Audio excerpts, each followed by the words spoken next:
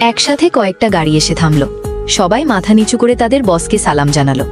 বস Roman গাড়ি থেকে নামতেই তার ম্যানেজার একটা ছবি দিয়ে বলল, স্যার, এই মেয়েটা অনেকদিন ধরে আপনাকে খুঁজছে, কাজ চাইছে, ওর অবস্থা খুবই খারাপ, তাই আপনাকে বারবার খুঁজছিল। ঠিক তখনই রোমানের ভাই এসে বলল, ভাই, তুমি এখানে কেন? তোমার আসা উচিত ছিল না। মা তোমার জন্য অনেকগুলো মেয়েকে ডেকেছেন, যাতে তুমি কাউকে দেখে বিয়ের জন্য বেছে নাও।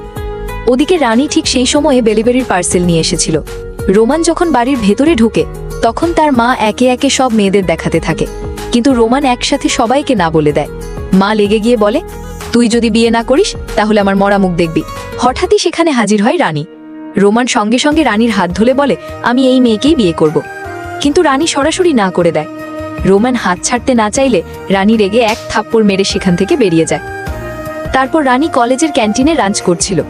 তখন কলেজের প্রিন্সিপাল এসে বলে, আজ থেকে তুমি এই কলেজের প্রিন্সিপাল, বলেই রানীকে স্যালুট করে। ঠিক সেই সময় রোমান তার দেহরক্ষীদের নিয়ে হাজির হয়। রানীকে ধরে বলে, আমি শুধু তোমাকেই বিয়ে করব।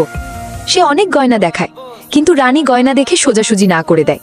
রানী বলে, তুমি এখান থেকে না গেলে আমি পুলিশ ডাকবো। রোমান জেদ করে বলে, আমি শুধু তোমাকেই ভালোবাসি আর তোমাকেই বিয়ে করব। তারপর রানীকে কোলে তুলে নিয়ে চলে যায়। বন্ধুরা, যদি আপনি আরো এরকম রোমান্টিক ভিডিও দেখতে চান তাহলে লাইক ও চ্যানেলটি সাবস্ক্রাইব করতে ভুলবেন না।